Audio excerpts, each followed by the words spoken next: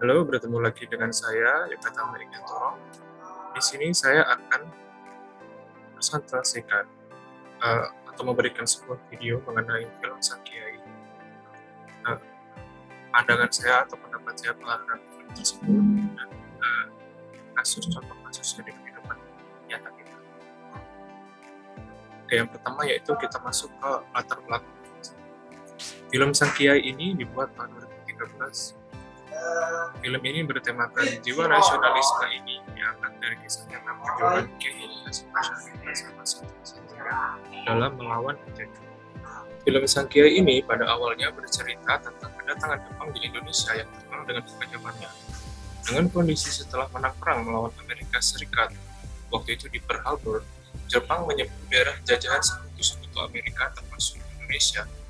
Rakyat Indonesia yang sudah cukup menderita dengan penjajahan Belanda awalnya disambut dengan antusiasme warga yang merasa terbebaskan dari penjajahan Belanda. Ternyata di balik kedatangan Jepang, Jepang juga membawa budaya-budaya yang telah mereka lakukan untuk diterapkan di kehidupan masyarakat Indonesia, yang pada waktu itu masyarakat Indonesia mayoritas beragama Islam. Budaya ini juga masuk ke daerah pedalaman Jawa Timur di Tebu Ireng, Jombang.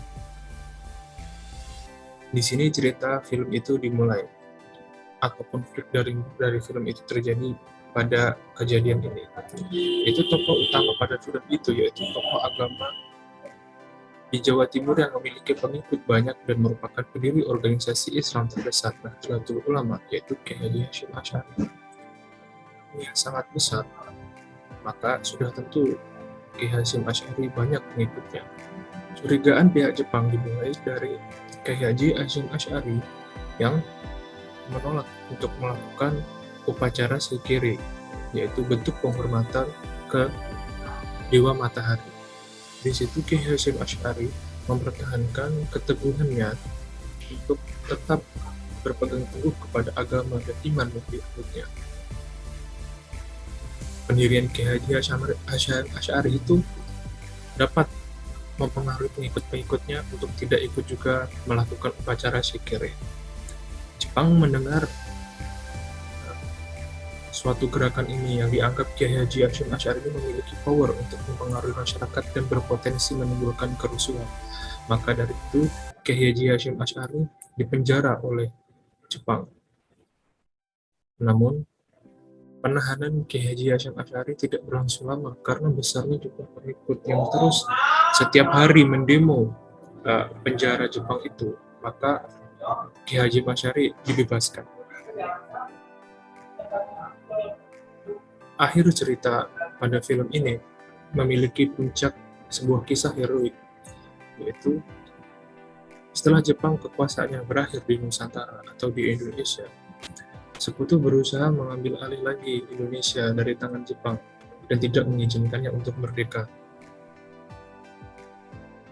Pada sekitar bulan September, Oktober, hingga November 1945, terjadi perlawanan-perlawanan oleh masyarakat melawan Sekutu.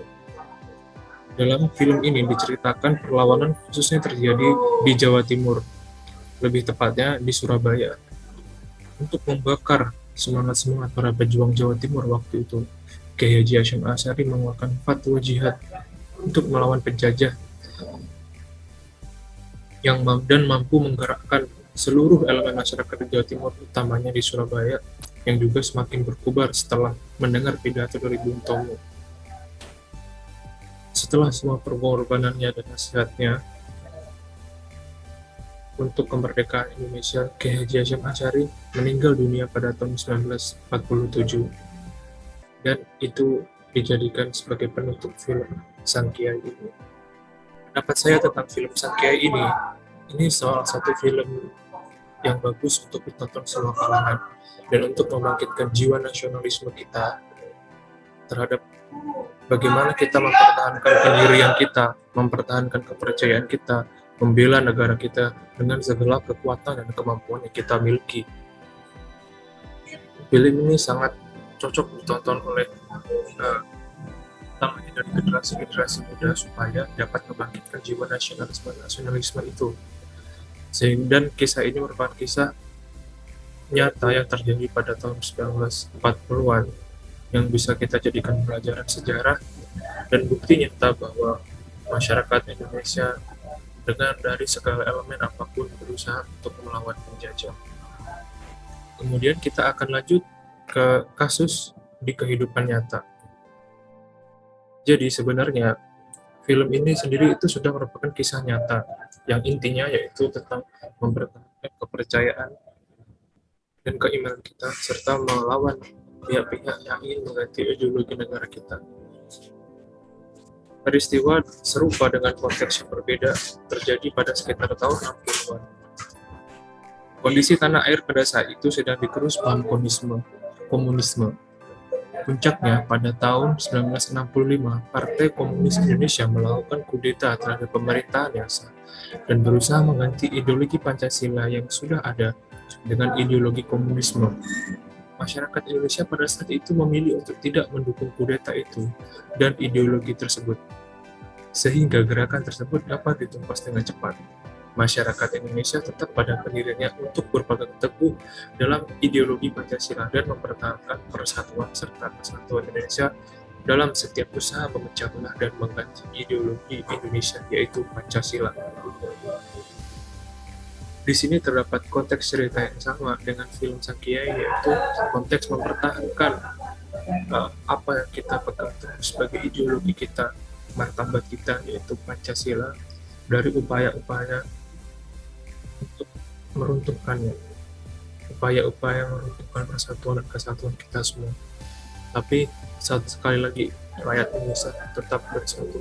Kesimpulannya yaitu dari pembuatan video ini, banyak hal yang kita pelajari dari film Sang Kiai, yang mana merupakan kisah nyata perjuangan Kiai Haji Hasyim Asy'ari dan pengikutnya dalam mempertahankan kepercayaan serta mempertahankan tanah air. Sifat teguh pendirian, rela berkorban, toleransi, dan cinta tanah air adalah sifat atau inti pelajaran yang dapat kita ambil dari peristiwa yang tersaji dalam film Sang Kiai. Sifat itu juga sudah dicontoh oleh masyarakat Indonesia dalam mempertahankan ideologi Pancasila dari usaha Partai Komunis Indonesia untuk merubah ideologi Indonesia menjadi komunisme, serta masyarakat Indonesia pada tahun 1960-an mampu mempertahankan persatuan dan kesatuan bangsa. Maka sudah sepatutnya bagi kita, generasi penerus bangsa, untuk tetap menjaga dan menerapkan sifat-sifat yang telah dicontohkan oleh para pendahulu kita.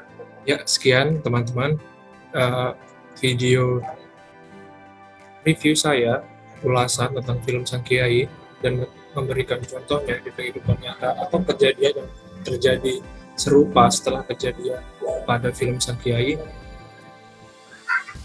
Apabila ada kesalahan, saya mohon maaf. Sekian dari saya, terima kasih, sampai ketemu di video selanjutnya.